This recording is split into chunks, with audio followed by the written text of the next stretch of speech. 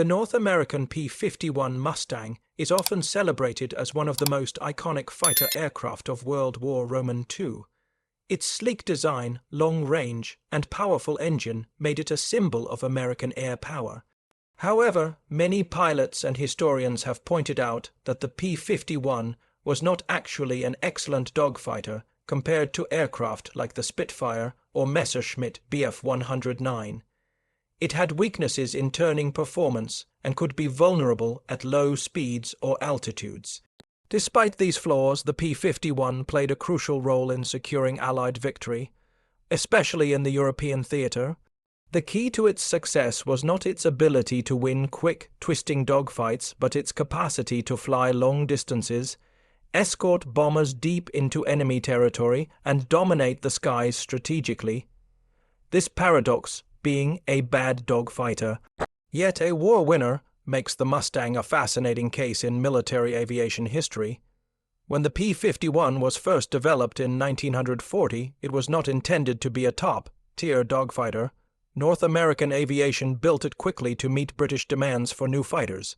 The early versions used an Allison V1710 engine, which performed poorly at high altitudes, limiting the aircraft's combat usefulness.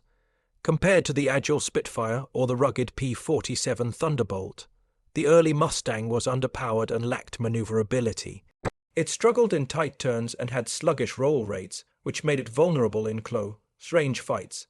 However, its aerodynamic design was ahead of its time, with a laminar flow wing that reduced drag and allowed for excellent speed and fuel efficiency. Engineers didn't design the P-51 to win turning battles.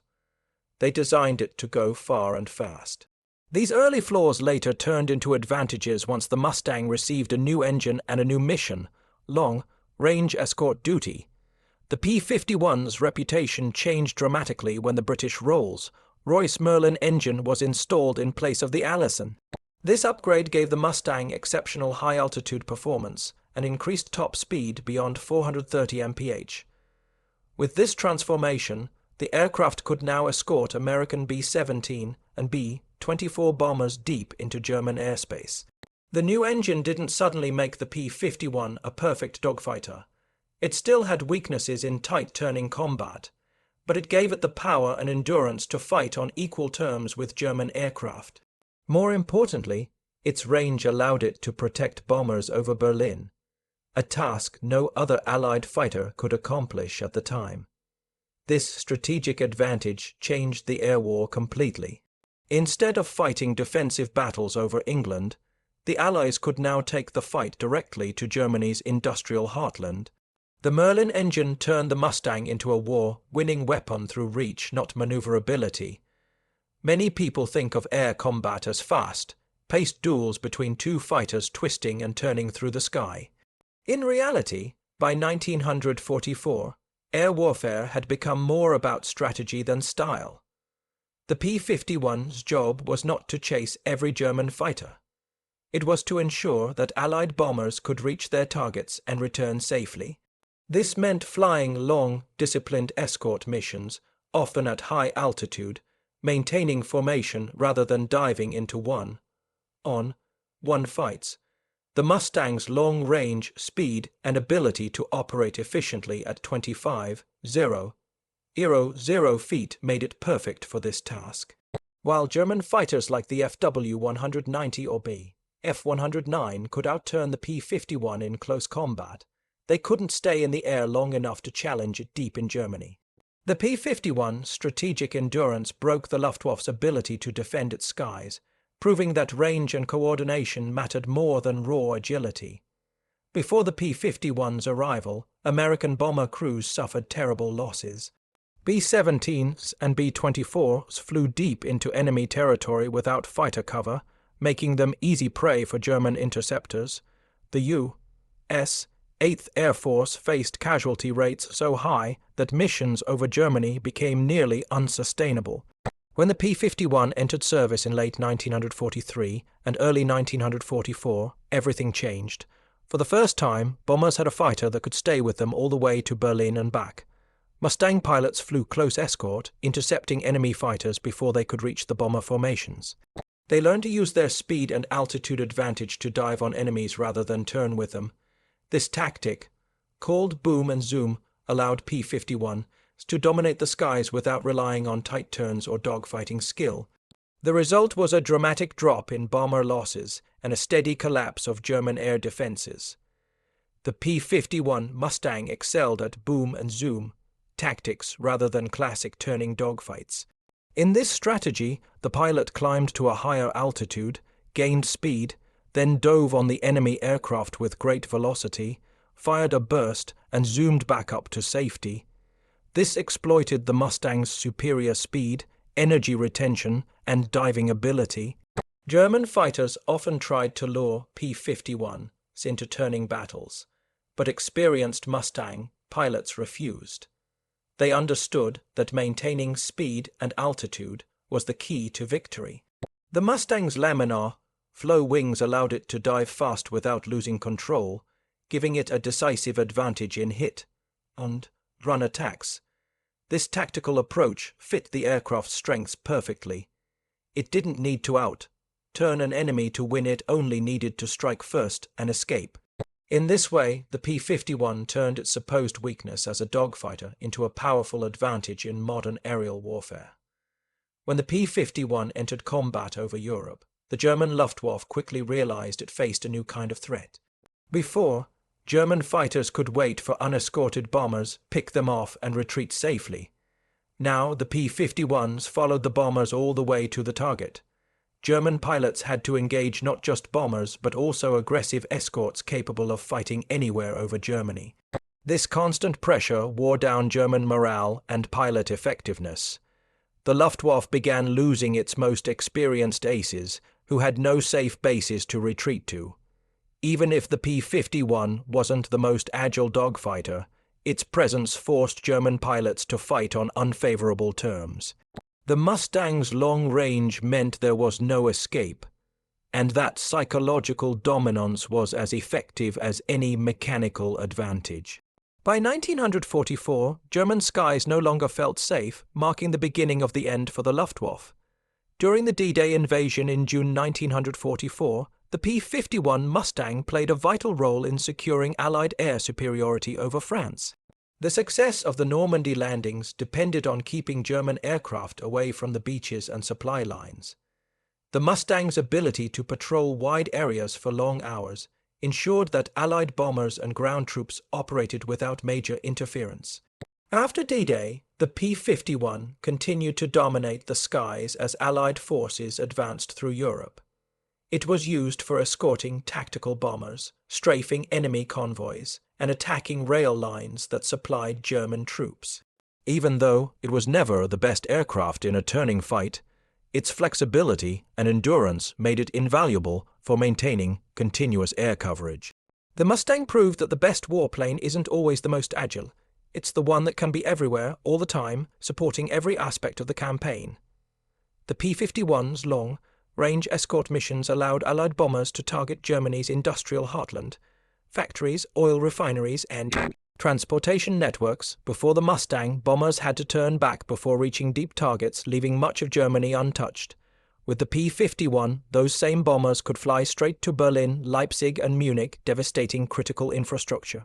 The Luftwaffe tried to defend these areas, but was overwhelmed by swarms of Mustangs that escorted bombers and hunted enemy planes after bombing runs. By late 1944, Germany's aircraft production and fuel supplies were collapsing. The Mustang was directly responsible for enabling this air campaign's success. Its endurance, not agility, made this possible. It could loiter over targets, protect bombers, and then attack enemy airfields on the way home. The P-51's strategic reach crippled Germany's ability to continue the war, proving that winning the sky required range, not dogfighting flair. Another key to the Mustang's success was the training and teamwork of its pilots. American fighter groups learned to fly in disciplined formations that emphasized mutual protection and mission goals rather than individual duels. Unlike the lone, wolf dogfights of earlier wars, P-51 pilots operated as part of an organized system. They used radio coordination, altitude advantage, and group tactics to maintain control of the airspace. Pilots were trained to dive on the enemy, shoot and climb out together, rather than risk slow turns that exposed them to counterattacks. This teamwork compensated for any lack of turning ability in the aircraft. In addition, American logistics ensured that pilots flew with reliable engines, fuel, and maintenance support, something the depleted Luftwaffe could no longer match. The P-51's power was not just in its machine. It was in the system that used it efficiently and intelligently. The P-51 Mustang's range was its defining advantage and the main reason it helped win the air war over Europe. With drop tanks, the Mustang could fly over 600 miles, escorting bombers from England to Berlin and back. No other Allied fighter of the time, neither the P-47 Thunderbolt nor the Spitfire, could match that reach. This capability forced Germany to fight on its own soil and denied the Luftwaffe any safe zones to regroup. Range also meant the Allies could plan strategic bombing campaigns without worrying about losing bombers to unescorted missions. The Mustang gave Allied commanders flexibility and confidence in their operations. While some aircraft were superior in turning speed or climb rate, none could stay in the air as long or travel as far. This endurance made the P-51 a cornerstone of Allied strategy, turning it from a mediocre dogfighter into a war-winning machine. The concept of long-range escort transformed aerial warfare. Before the P-51, bombers were sent on dangerous missions with the hope of minimizing losses through defensive formations and heavy guns. That approach failed against organized German defenses. With the Mustang's arrival, American commanders changed tactics. Fighters would now protect bombers all the way to their targets, not just part of the journey. This changed everything. P-51s could engage enemy fighters before they reached the bomber streams, breaking up attacks before they began. They also conducted fighter sweeps ahead of the bombers, clearing the air of threats. This proactive escort doctrine relied entirely on range and speed, not turning agility. It proved that strategic foresight and coordinated tactics were more important than one-on-one dueling. The P-51's effectiveness was therefore less about individual combat skill and more about its integration into a larger operational system. By early 1945, the Luftwaffe was a shadow of its former self. Constant battles with Allied escorts, fuel shortages, and the loss of experienced pilots devastated Germany's air force. The P-51 played a direct role in this collapse. Its constant presence forced German fighters into desperate, poorly coordinated attacks. The Mustang's long reach meant that Luftwaffe pilots had to fight even during takeoff or landing as Allied fighters prowled near their bases. Without fuel, training time, or safe skies, new German pilots were quickly shot down. The P-51's dominance in the air campaign led to the destruction of Germany's air defense network. Even if the aircraft wasn't ideal for tight dogfights, it created conditions where dogfights rarely even happened. Instead, air superiority was achieved through pressure, endurance, and relentless pursuit, a kind of strategic strangulation that the Luftwaffe couldn't survive. As the Allies gained total air superiority, the P-51 Mustang was increasingly used in ground attack missions. Its high speed and long range made it perfect for striking targets far behind enemy lines. Mustangs attacked trains, convoys, and supply depots, cutting off German logistics and slowing troop movements. Pilots often strafed airfields to destroy enemy aircraft before they could take off. These missions were dangerous but effective, further reducing Germany's capacity to resist. The Mustang's ability to perform these diverse roles showed how versatile it had become. Even though it was originally designed as a fighter, it evolved into a true multi-role aircraft, fast enough for escort missions and rugged enough for low-level strikes. This versatility meant that every P-51 in the air contributed to weakening Germany's war machine, proving again that flexibility and endurance win wars, not just turning speed or dogfighting prowess. When compared to other famous fighters of World War II, the P-51 Mustang stands out not because it was the best in every category, but because it balanced performance, range, and production efficiency. The British Spitfire could outturn it, The German FW-190 could outclimb it at low altitude. The American P-47 could take more damage. Yet none of these could escort bombers to Berlin and return. That single capability made the P-51 indispensable. Its combination of speed, range, and altitude performance reshaped the air war's outcome. The Mustang wasn't about individual dogfighting glory. It was about completing the mission. By the time Germany realized the threat, it was too late to counter. The P-51 represented a new generation of fighter philosophy, one where endurance, coordination, and strategy outweighed short-range agility. It became the model for post-war fighter design and the standard by which all were measured. Although the P-51 Mustang became legendary in Europe, it also played an important role in the Pacific theater. There, it was used primarily for long-range missions escorting B-29 Superfortress bombers over Japan. The vast distances of the Pacific required exactly what the Mustang excelled at: range and endurance. Other fighters lacked the fuel capacity to make these missions possible. The P-51 allowed American bombers to strike deep into Japanese territory without fear of interception. It also flew ground attack missions against Japanese airfields and shipping lines.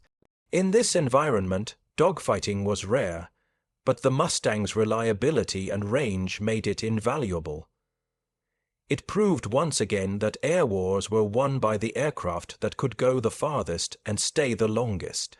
Even in the Pacific's demanding conditions, the P-51 continued to demonstrate that endurance and operational reach mattered more than tight turning or flashy maneuvering. Another key factor in the P-51's success was its engineering simplicity and ease of maintenance.